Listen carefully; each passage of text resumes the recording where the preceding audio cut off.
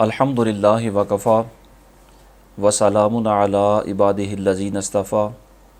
خصوصاً علی سید الانبیاء علیہ التحیۃ والثناء اما بعد فاعوذ باللہ من الشیطان الرجیم بسم اللہ الرحمن الرحیم احل لکم لیلۃ الصیام الرفث الی نسائکم ہن لباس لکم وانتم لباس لہن علم اللہ انکم کنتم تختانون انفسکم فتاب علیکم وعفا عنکم فالآن باشروہن وابتغوا ما کتب اللہ لکم صدق اللہ مولانا العظیم۔ بعد از حمد و ثنا سورہ بقرہ کی 117 نمبر آیت مبارکہ کا ابتدائی حصہ آپ نے سماعت فرمایا۔ ارشاد باری تعالیٰ ہے، روزوں کی راتوں میں اپنی عورتوں کے پاس جانا تمہارے لیے حلال ہوا، وہ تمہاری لباس ہیں اور تم ان کے لباس۔ اللہ نے جانا کہ تم اپنی جانوں کو خیانت میں ڈالتے تھے، تو اس نے تمہاری توبہ قبول کر لی اور تمہیں معاف فرما دیا، تو اب ان سے صحبت کرو اور طلب کرو جو اللہ نے تمہارے نصیب میں لکھا ہو۔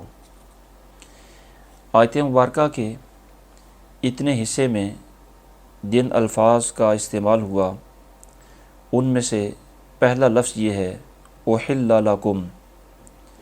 تمہارے لیے حلال کیا گیا۔ احل لفظ حل سے بنا ہے، جس کا معنی ہوتا ہے پابندی کا ہٹ جانا، گرہ کا کھل جانا۔ معنی یہ ہے کہ تمہارے لیے پہلے جو پابندی تھی کہ ماہ رمضان کی راتوں میں اپنی بیویوں سے جماع اور مباشرت نہیں کر سکتے تھے، اب وہ گرہ، وہ پابندی تم سے ہٹ گئی۔ اب اللہ رب العالمین نے تمہارے لیے حلال کر دیا کہ رمضان کی راتوں میں تم اپنی بیویوں کے پاس جا سکتے ہو۔ اور اس میں لام لکم میں نفع کا ہے، یعنی اس پابندی کا ہٹنا تمہارے نفع کے لیے ہے، یہ حلت تمہاری منفعت کے لیے ہے۔ پھر ارشاد فرمایا الرفث، الرفث کا لغوی معنی ہوتا ہے فحش باتیں، ایسی باتیں جو سب کے سامنے نہ کی جا سکیں، اور بیویوں سے جماع اور اس کے متعلقات کا ذکر کرنا، یہ سب رفث کے اندر شامل ہوتا ہے۔ یہاں صرف باتیں مراد نہیں ہیں، بلکہ بیویوں کے پاس عملاً جانا یہ مراد ہے، اور اس مباشرت کو کنایتاً رفث سے تعبیر کیا گیا۔ اور یہ اللہ رب العالمین کی کرم نوازی ہے کہ وہ جس طرح بندوں کے گناہوں پر پردے ڈالتا ہے، اسی طرح وہ ایسی چیزیں جنہیں ذکر کرنا عام طور پر معیوب سمجھا جاتا ہے، ایسی چیزوں کو وہ کنایا کے الفاظ سے بیان فرما دیتا ہے۔ تو ارشاد فرمایا رمضان کی راتوں میں تمہارا اپنی بیویوں کے پاس جانا تمہارے لیے حلال کر دیا گیا۔ پھر فرمایا ہن لباس لکم وانتم لباس لہن، وہ تمہارے لیے لباس ہیں اور تم ان کا لباس ہو۔ لباس کا معنی ہوتا ہے ڈھانکنے اور چھپانے کی چیز، اسی وجہ سے دھوکہ دہی کو التباس کہا جاتا ہے۔ کپڑا چونکہ انسان کے ستر کو چھپا لیتا ہے، ڈھک لیتا ہے، اس لیے کپڑے کو بھی لباس کہا جاتا ہے۔ یہاں مرد کو عورت کا لباس کہا گیا اور عورت کو مرد کا لباس کہا گیا۔ اس کی متعدد وجوہ مفسرین نے بیان فرمائیں۔ ایک وجہ تو یہ ہے کہ بوقت مباشرت مرد و عورت ایک دوسرے کے ساتھ اس طرح مل جاتے ہیں جس طرح لباس جسم سے ملا ہوا ہوتا ہے، تو اس کمال اختلاط کی وجہ سے دونوں کو ایک دوسرے کا لباس کہہ دیا گیا۔ دوسری وجہ یہ ہے کہ جس طرح لباس انسانی بدن کے عیبوں کو چھپا لیتا ہے، اسی طرح مرد اپنی عورت کے بہت سارے رازوں کو چھپائے ہوئے ہوتا ہے اور عورت بھی اپنے خاوند کے بہت سارے معاملات پر پردہ ڈالے ہوئے ہوتی ہے۔ تو جس طرح لباس ستر کا چھپانے کا کام کرتا ہے، اسی طرح مرد عورت کے بہت سارے معاملات کو اور عورت مرد کے بہت سارے معاملات کو چھپا لیتی ہے، پردہ ڈال لیتی ہے۔ تیسری وجہ اس کی یہ بیان کی گئی کہ جس طرح لباس انسان کے لیے باعث سکون ہوتا ہے، باعث فخر ہوتا ہے، اسی طرح مرد کے لیے اس کی بیوی باعث سکون ہوتی ہے اور عورت کے لیے اس کا خاوند باعث فخر اور باعث سکون ہوتا ہے۔ اور یہ جو ایک دوسرے کے لیے باعث سکون ہوتے ہیں، اس کا قرآن مجید میں متعدد مقامات پر تفصیل سے بیان بھی ہے۔ مثلاً سورہ اعراف کی 199 نمبر آیت مبارکہ میں ارشاد باری تعالیٰ ہے، هُوَ الَّذِي خَلَقَكُم مِّن نَفْسٍ وَاحِدَةٍ وَجَعَلَ مِنْهَا زَوْجَهَا لِيَسْكُنَ إِلَيْهَا، کہ اللہ رب العالمین وہ ہے جس نے تمہیں ایک جان سے پیدا کیا اور اسی میں سے اس کا جوڑ بنایا کہ اس سے سکون پائے۔ تو دونوں ایک دوسرے کے لیے باعث سکون اور باعث افتخار ہوتے ہیں۔ اور ایک دوسرے کا لباس کہنے کی چوتھی وجہ مفسرین نے یہ بیان فرمائی کہ جس طرح لباس جسم کو گرمی اور سردی سے محفوظ رکھتا ہے، اسی طرح خاوند اور بیوی بھی ایک دوسرے کو گناہ میں پڑنے سے محفوظ رکھتے ہیں۔ یعنی نکاح کر لیں تو گناہ کی طرف پھر میلان اور توجہ نہیں رہتی۔ تو لباس بھی محفوظ کرتا ہے جسم کو، مرد اور عورت بھی ایک دوسرے کو محفوظ کر لیتے ہیں اور دونوں نیکی کے ایک حصار میں آ جاتے ہیں۔ تو ارشاد فرمایا کہ تم دونوں ایک دوسرے کا لباس ہو۔ پھر فرمایا کہ اللہ جانتا ہے کہ تم خیانت کرتے تھے، تختانون انفسکم، جس کا معنی ہوتا ہے امانت میں خیانت کرنا اور پوشیدگی میں عہد کو توڑ کر حق کی مخالفت کرنا۔ یہاں بیان یہ کیا جا رہا ہے کہ اللہ رب العالمین ازل میں ہی جانتا تھا کہ اگر تم پر رمضان کی راتوں میں اپنی بیویوں سے جماع حرام رہا تو تم اپنے نفسوں کے بارے میں اللہ سے بدعہدی کر بیٹھو گے یا اس حکم الہی میں خیانت کر بیٹھو گے اور اپنی جانوں کو سزا اور عقاب کے مقام پر لا کر ان پر ظلم کرو گے۔ تو مالک کریم نے پھر تم پر کرم فرمایا، فتاب علیکم، تمہاری توبہ قبول فرمائی یا حکم میں تخفیف فرما دی اور معاملہ میں وسعت پیدا فرما دی۔ تو فرمایا تمہاری توبہ قبول فرمائی اور عفا عنکم، اور تم سے گنجائش کر دی، تمہیں معاف فرما دیا۔ یہاں عفون سے مراد یہ بھی ہو سکتا ہے کہ معاف کر دیا اور یہ بھی ہو سکتا ہے کہ معاملہ میں وسعت پیدا کر دی، یعنی پابندی کو ہٹا دیا۔ اس آیت میں اہل ایمان کے لیے تسلی خاطر کا سماع ہے کہ اللہ رب العالمین نے نہ صرف رمضان کی راتوں میں آئندہ کے لیے جماع کو حلال کر دیا، بلکہ فرمایا اس سے پہلے اگر کسی سے کوئی لغزش ہو گئی ہے تو مالک کریم نے وہ پہلی لغزش معاف بھی فرما دی ہے۔ اس سے یہ معلوم ہوتا ہے کہ جس زمانے میں یہ قرآن مجید نازل ہوا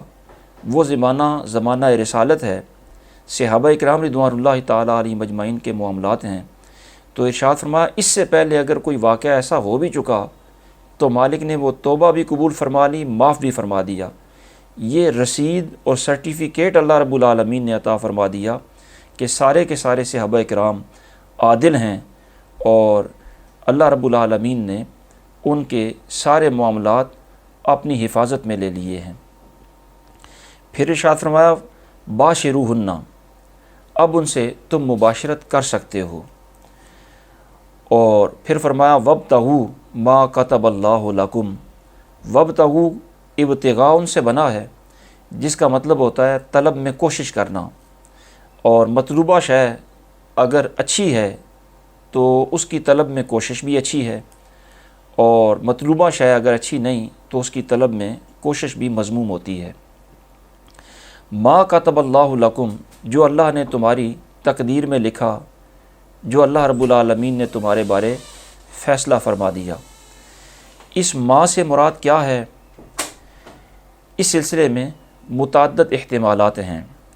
یا تو اس کا مطلب یہ ہے کہ ما کتب اللہ لکم، جو اللہ نے اس جماع کے نتیجے میں اولاد تمہارے نصیب میں لکھ دی ہے، وہ اولاد تم تلاش کرو، یعنی جماع حصول اولاد کے لیے ہو۔ اور اچھی اولاد کی طلب یہ شریعت میں محمود ہے، مطلوب ہے، اور انبیاء کرام نے نیک اولاد کے حصول کی دعائیں بھی کی ہیں۔ حضور صلی اللہ تعالیٰ علیہ وسلم کا بھی ارشاد گرامی ہے، تزوجوا الودود الولود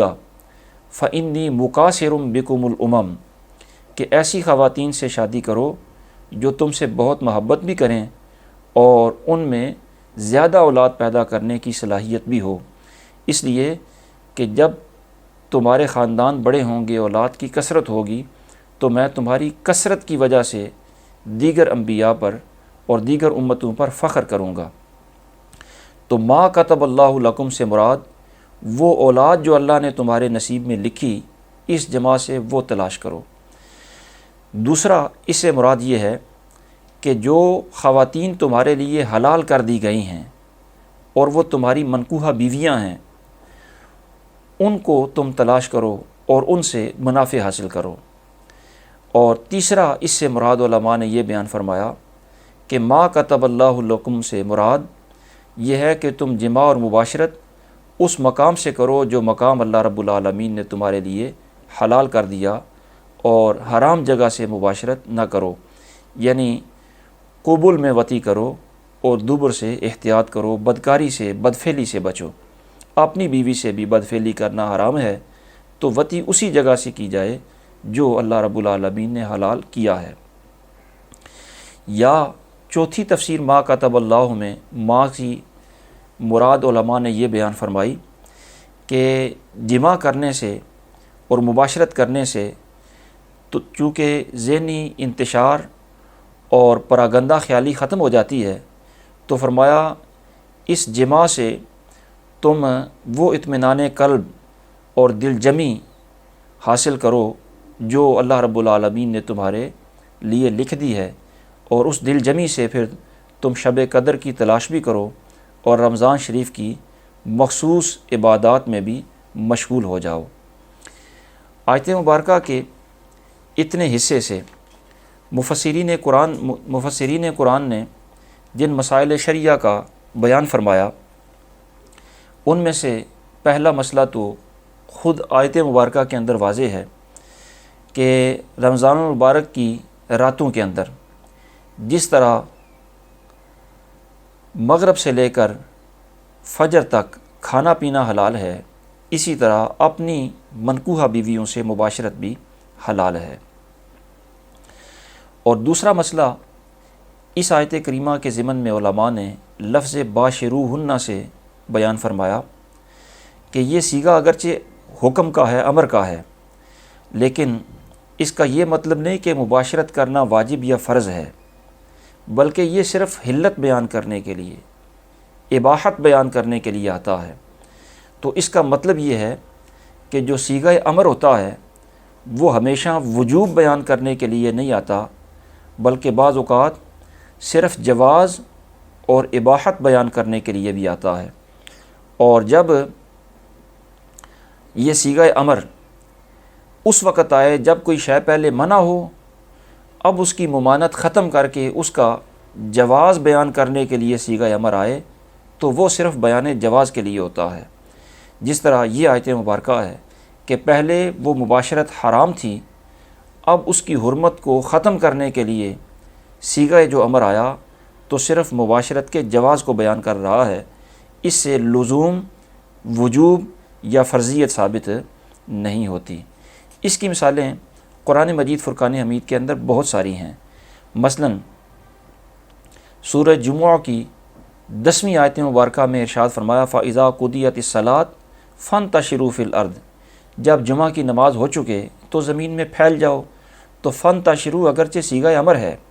لیکن یہ صرف بیان جواز کے لیے ہے۔ اس کا مطلب یہ نہیں ہے کہ جمعہ ہونے کے بعد روئے زمین پر پھیل جانا یہ واجب ہو گیا ہے، بلکہ جمعہ کے بعد اگر کوئی مسجد میں ہی بیٹھا رہے اور اللہ کے ذکر میں مصروف رہے تو یہ جائز ہے بلکہ احسن ہے۔ یہاں فن تشرو فی الارض یعنی زمین میں پھیل جانے کا جو حکم ہے وہ صرف جواز بیان کرنے کے لیے ہے۔ اور تیسرا مسئلہ اسی آیت کے ضمن میں علماء نے یہ بھی بیان فرمایا کہ رمضان کی راتوں میں مباشرت کی جو حرمت تھی وہ احادیث کے اندر ثابت ہے، اور اب اس حرمت کو ختم کیا گیا، وہ حرمت منسوخ ہو گئی، قرآن مجید نے اس کی حلت کا بیان فرمایا۔ تو اس کا مطلب یہ ہے کہ حرمت کا بیان حدیث میں ہے اور حلت جو ناسخ ہے اس کا بیان آیت میں ہے، تو قرآن مجید کی آیت سے حدیث پاک منسوخ ہو سکتی ہے۔ چوتھا مسئلہ اسی آیت کے ضمن میں علماء نے یہ بھی بیان فرمایا کہ وَابْتَغُوا مَا كَتَبَ اللَّهُ لَكُمْ، اس سے مراد یہ بھی ہو سکتا ہے کہ وہ اولاد جو اللہ نے تمہارے نصیب میں لکھ دی ہے وہ تلاش کرو۔ تو اولاد کی طلب جائز کام ہے، نیک کام ہے اور مباح کام ہے، اور اگر نیک نیتی سے بندہ حصول اولاد کی کوشش کرے تو بے شک وہ جائز ہے، لیکن نیت اچھی ہے تو اس جائز کام پر بھی اللہ رب العالمین ثواب عطا فرما دیتا ہے۔ اس کا مطلب یہ ہے کہ اگر جمع نیک نیتی سے کیا جائے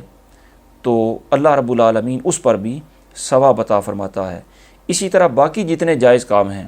مثلاً کھانا پینا، سونا جاگنا، چلنا پھرنا،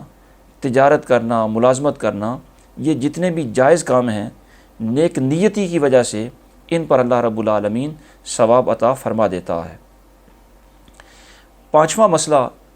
اس آیت کریمہ میں لفظ الرفث سے علماء نے یہ بیان فرمایا کہ چونکہ یہ جماع سے کنایہ ہے، اس کا مطلب یہ ہے کہ مالک کریم ان چیزوں کو جن کو واضح لفظوں میں بیان کرنا یہ شرافت کے خلاف ہے، معیوب سمجھا جاتا ہے،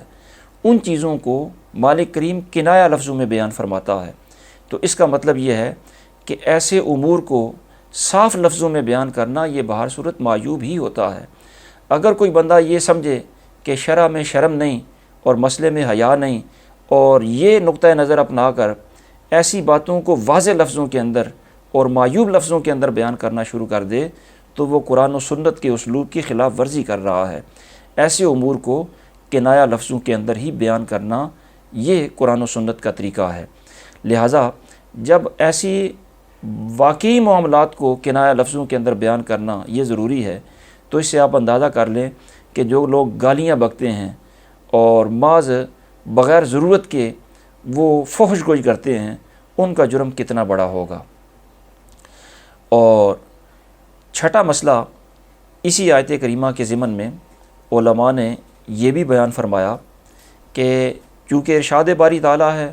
کہ اب جماع تمہارے لیے حلال ہے، تو جماع جو حلال طریقہ اس کا ہے ہر اس طریقے سے جماع کرنا حلال ہے، البتہ اگر عزل کرنا چاہیں تو بلا وجہ عزل کرنا مکروہ ہے، ممنوع ہے، اور اگر کوئی عذر بھی ہو تو بیوی کی اجازت اس میں لینا چاہیے۔ حضور سید عالم صلی اللہ تعالیٰ علیہ وسلم نے ایک موقع پر بغیر بیوی کی اجازت کے عزل سے منع فرمایا ہے، اور عزل کا معنی ہوتا ہے کہ بندہ فرج کے باہر ہی ڈسچارج ہو جائے، تو اس کی ممانعت ہوتی ہے، بغیر اس کی ضرورت کے یہ عزل نہیں کرنا چاہیے۔ حدیث پاک میں ہے نہا ان یعزل عن الحرۃ الا باذنها، کہ سرکار دو عالم صلی اللہ تعالیٰ علیہ وسلم نے آزاد عورت کی اجازت کے بغیر عزل کرنے سے منع فرمایا ہے۔ تو مباشرت کریں، جو جائز طریقہ ہے اس سے کریں، جس سے میاں بیوی دونوں کے حقوق پورے ہوتے ہوں اور دونوں کی فطرت کے تقاضے پورے ہوتے ہوں، انہی طریقوں سے کرنا چاہیے۔ فطرت کے تقاضوں کو اس میں جو ہے وہ مد نظر رکھنا چاہیے۔ اور ساتواں مسئلہ اسی آیت کریمہ کے ضمن میں علماء نے یہ بھی بیان فرمایا کہ رب العالمین ارشاد فرماتا ہے فتاب علیکم وعفا عنکم، اس کا معنی یہ ہے کہ جتنے بھی صحابہ اکرام ہیں وہ سارے کے سارے عادل ہیں، وہ اولاً تو گناہ کرتے ہی نہیں، اور اگر بشری تقاضے سے کسی سے کوئی خطا ہو بھی جائے تو وہ اس گناہ اور خطا پر قائم نہیں رہتے، وہ مالک کریم سے توبہ کرتے ہیں، مالک کریم ان کی توبہ قبول فرما لیتا ہے، اور مالک کریم ایسی ان کی توبہ قبول فرماتا ہے کہ باقی لوگوں کی توبہ کے قبولیت کا کوئی یقین یا کوئی سرٹیفکیٹ نہیں آتا، لیکن صحابہ کرام کی جماعت وہ عظیم الشان جماعت ہے جن کی قبولیت توبہ اور جن کی معافی کا اللہ رب العالمین پروانہ جاری فرما رہا ہے۔ جب ان کی توبہ بھی قبول ہو چکی، ان کی معافی کا اعلان بھی ہو چکا، تو اب آج کسی صحابی کی کوئی خطا ذکر کرنا اور کوئی عیب ان کی طرف منسوب کرنا یہ جائز نہیں ہے۔ رب العالمین جل وعلا مجدہ الکریم انہی کلمات کو شرف قبولیت عطا فرمائے۔ وما توفیقی الا باللہ العلی العظیم۔